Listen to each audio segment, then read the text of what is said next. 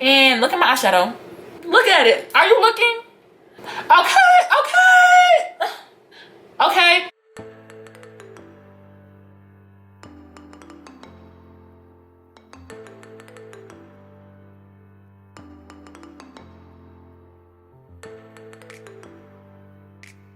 Hey y'all, it's me, your girl, Courtney. Welcome back to my channel. If you read the title, you already know why we here. We finna get things poppin'. I am doing a beginner's friendly eyeshadow tutorial on this look right here.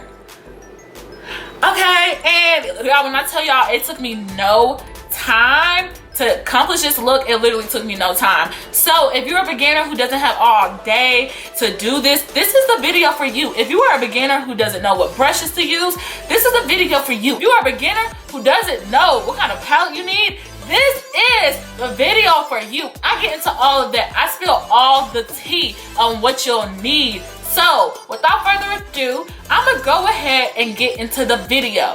Oh yeah, another thing is I did say I was going to be doing a quarantine series on products that I bought while on quarantine. So I did introduce the Huda palettes. So we're going to go ahead and get into all the goods because I can't wait to show you all what I got and how I use them to accomplish this neutral, easy, everyday look. Because Huda, that's all I'm going to say. You got to keep watching.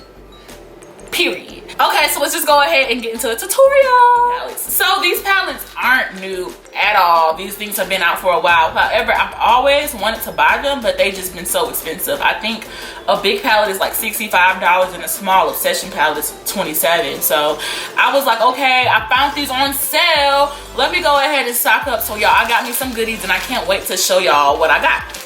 So I'm gonna go ahead and start with the Obsession palettes, and I got 4 of these in the colors Topaz, Sapphire, Amethyst, and Emerald. So let's go ahead and start with Emerald. I'm so excited. I've already taken off the plastic and everything. OMG, y'all, look how gorgeous this is. This is so pretty. I'm honestly living for this green. I believe when I bought this palette, I honestly only bought it for this top green up here. I love pastel colors. So next I'll be showing you the Topaz palette. Y'all, this is perfect for the fall. Look at this. Lots of burnt oranges and browns, and you got some shimmer shades and some matte shades, and that mustard yellow is gorgeous, y'all.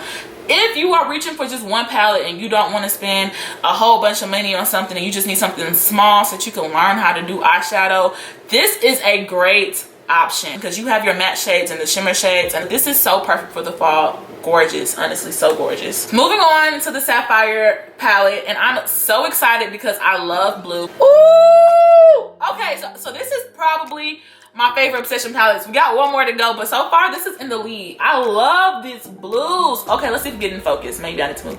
There we go. OMG.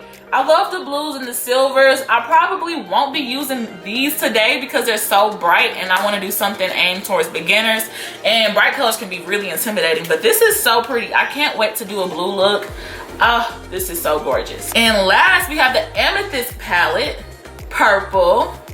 And this is gorgeous as well. I feel like this one would go so pretty with my skin tone whenever I finally use this. And I'm living for this pink down here at the bottom. OMG. Okay, Huda, you did your thing with your Obsessions palette. So the last palette I got is the Huda Beauty Rose Gold Palette Remastered. I will be using this palette today. However, because it's so expensive, I would not recommend a beginner going and picking this out. Juvia's Place has some great eyeshadows palettes for beginners, and I would have used it today, but because I'm sticking with my quarantine series, I am going to use this palette. So I haven't tried them out or anything, but if you watch my channel before, any of my videos, you know I love Huda. I love their tan tour, their concealer.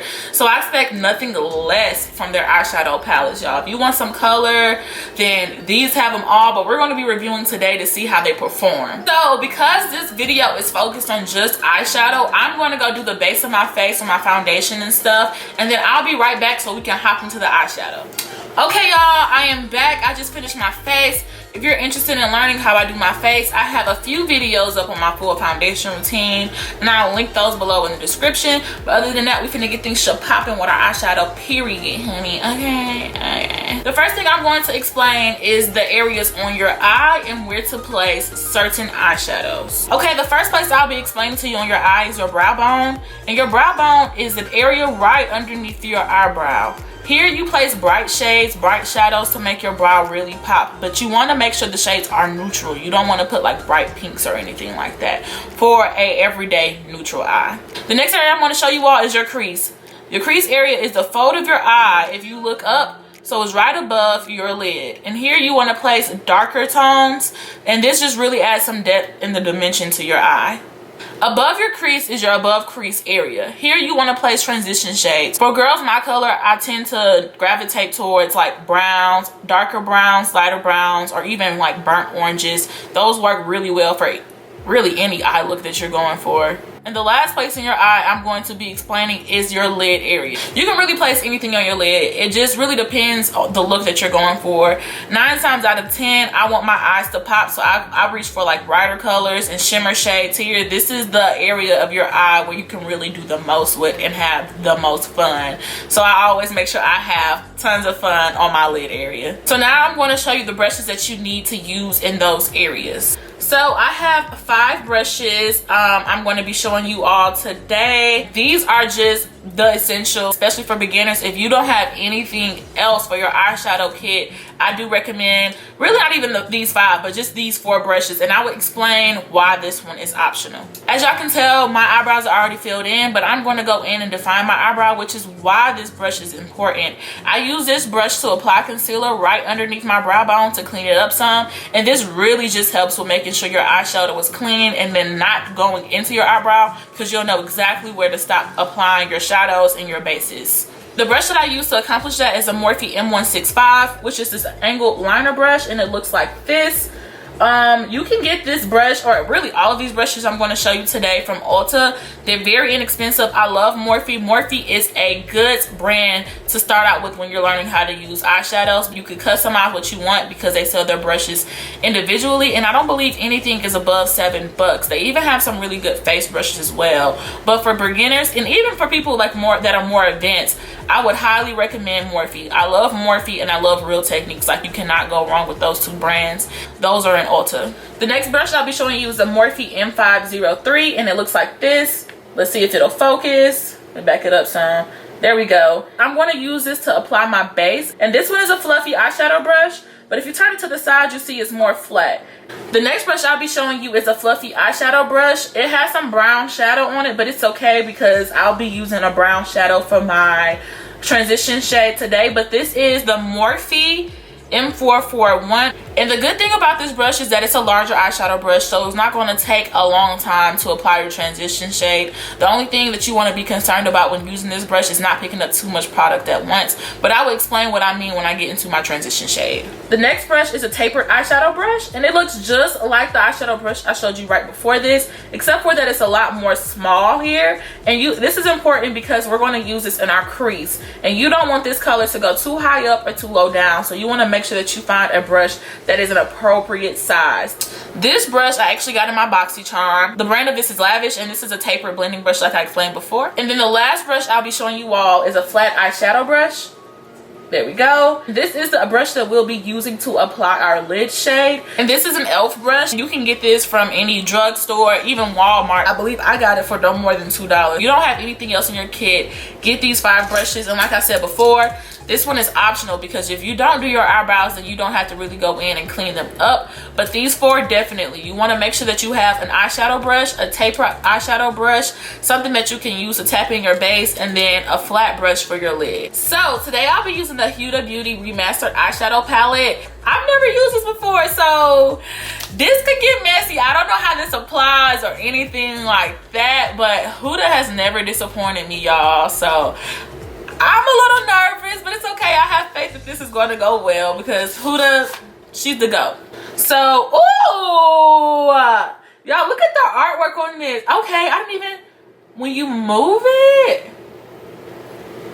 there's like a little, I don't know what you even call that, but you see like a metallic finish when you move it, and that is so pretty. So I mean, they put a lot of detail into their packaging. I hope that they put just as much thought and detail into their eyeshadows, y'all. I am so excited to open this up and see what this palette is going to look like. Okay, so when you first open it up, you get this thing. I'm not really sure what this is. Okay, it just looks exactly like the front of this. I don't know what you're supposed to use this for, but if it's cute, I guess. I don't know.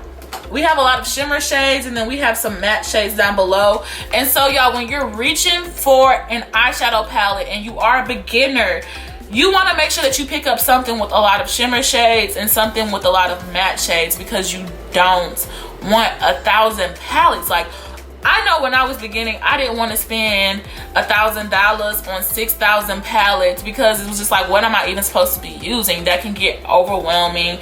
That can definitely be intimidating. And at the end of the day, you don't even need all that for a simple eye. And personally, I would try to go for a palette with a lot of neutral tones, like browns and then golds and tans and stuff of that sort. So yeah, this palette is a wonderful example of that. It has a huge mirror, and y'all know I live for a mirror. I live for a mirror in a palette. So Huda, you're already off to a great start. I'm so excited to be working with this palette, and I will make sure that I link some beginner friendly eyeshadow palettes that I would recommend for you all. This is a palette I definitely wouldn't want to recommend to you all because it's so expensive. Like, these colors are gorgeous. If you don't mind dropping that penny, then yes, go ahead and get this. It's beautiful. But if not, I will link some in the description below for just the beginners who don't want to spend $65 on an eyeshadow palette, because Lord knows I didn't. I got this baby on sale.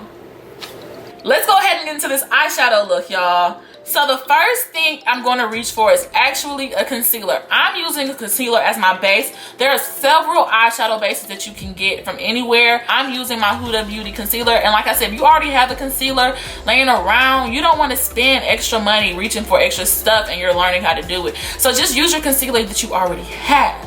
So for concealer, you will only want to reach for something 1 to 2 shades lighter, because you don't want to go too light, because then it just becomes unrealistic and unnatural. I'm going to be using, of course, my Huda Beauty Overachiever concealer, and this is in the shade Salted Caramel, and I believe this is like 1 shade lighter than me. And I'm just going to apply this on the back of my hand, and I might have picked up too much, but it's okay because I'm going to use this as my base on both eyes. And I'm going to pick up that angled liner brush that I was telling you all about, and I'm going to just clean up right under my brow bone. So I'm just picking it up on the back of my hand. Let's see if I can get it to focus. There we go. Like this. And then if I pick up too much, I'll just wipe off the extra on my eye, on my hand. And I'm going to look up. I have a mirror underneath here, y'all. I'm going to look up. It's just lined right underneath my brow.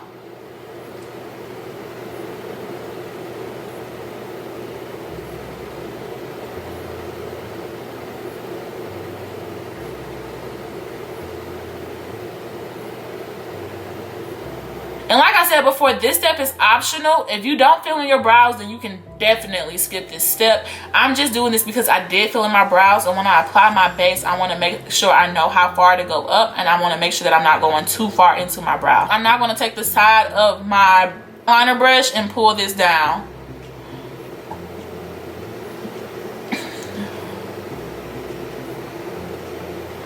And you don't have to be too precise with this step if you're even doing it, because you're going to go on top of this concealer and place your base.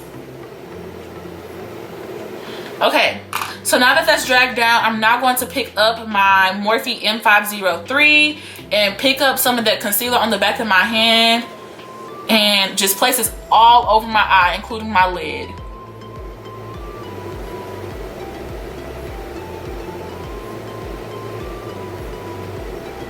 And when placing the product down, I am patting and swiping it into my eye like this. You see how I'm patting it and also swiping it.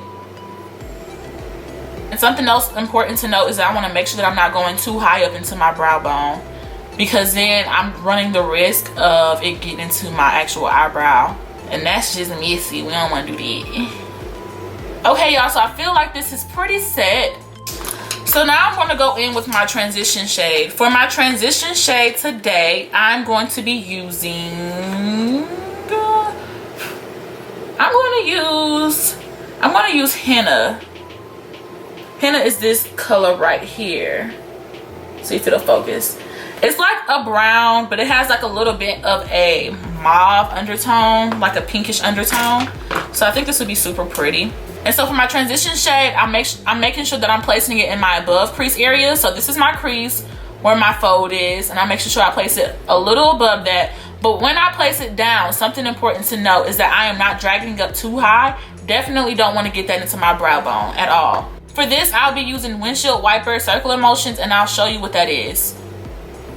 This is circular motion when I'm just going in circles like this. And then the windshield wiper is because I'm going back and forth like this. And so when I'm placing this down, I want to hold my head up, look down, and make sure I'm angling my brush up. So that way I know it's not going too high. I can control exactly where I'm putting it. And when you're doing your transition shade, you want to make sure that you're only picking up a little bit at a time. Because if you place too much, it's going to be dang near impossible to blend out. And that's not what you want. And also, this is a review, y'all. And I've just been talking through it and not even acknowledging how pretty this eyeshadow was going on. OMG, like it's like the perfect amount of pigment. There's no fallout. Ooh. Ooh wee. So I'm feeling this, like, oh my gosh, this might be my go-to transition shade forever. Like, it's going down exactly how it looks in the palette. Like that brown with a little bit of that mauve undertone. This is so gorgeous. Okay, y'all, and so for your transition shade, like I was saying before, you always want to do something matte, something close to your skin tone when you're doing a neutral eye. You don't want to put shimmers here in this area ever. You don't want to put shimmers here in this area ever. This is definitely a matte zone. A matte zone. A matte zone. They know better. I hate myself. Okay, so I think that I'm done placing that. You see how it starts here and then it goes up to my brow bone? If it gets into your lower crease, don't worry, because we're going to place a darker shade on top of that. You won't be able to see it anyway.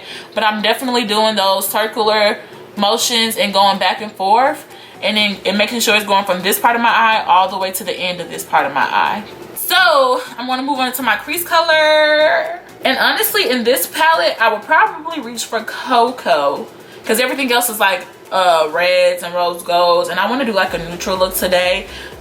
I'm actually going to go into that Topaz palette because they had a lot of neutral colors and a lot of fall shades, and we're going into fall. So yeah, this would be perfect. I'm actually going to use this little corner brown down here. This is like the perfect crease color. So when I say perfect crease color, you want something that is darker in your crease.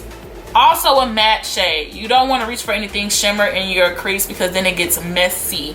When you place a darker color in here, all it does is add more depth to your eye. And that's the whole point of the crease shade. If you have everything one color, everything's gonna look flat, which is okay if that's the eye look you're going for. But for the sake of this video, I'm going to place a neutral brown into my crease just to show you all what that color does for me. So I'm taking my tapered blending brush and just taking the tip of it and apply a little bit at a time like I did for my last color. Only a little bit, because too much is going to be too hard to blend out.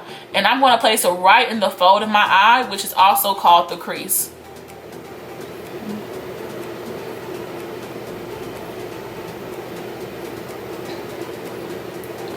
So I'm going to just blend this color out until I feel like it's not harsh.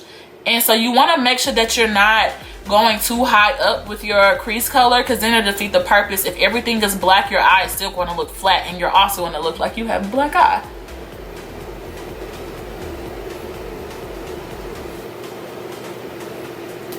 Y'all see how that just adds some dimension to my eye? You can see where my transition shade is, and you can also see where my crease color is. If you are thinking that you brought it up too high or it's not blended well, do not be scared to go back in with your transition shade brush and then blend those two colors out. So what I mean by that is I'm not picking up any extra products here for my transition shade. I'm going to use whatever was on the brush and just go back in and blend those two colors into one another.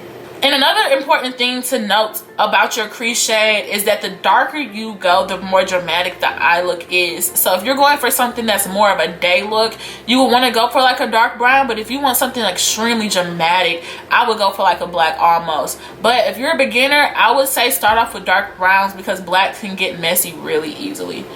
Okay, and so now the last thing that I'm going to be doing is my lid shade. This is where the shimmers go. I know some of y'all are like, okay, we had a lot of matte shades. When are we going to be able to pop out, okay? So this is the time that you pop out, honey. This is the time. I tend to gravitate towards O's, and definitely like coppers are my A1 since day ones. I'm probably never going to switch up. So in this palette, I'll be using, let me see how this swatches. Okay, I like this. Okay, I'm going to be using the shade Trust Fund, which is like this copper gold. Don't see it to focus.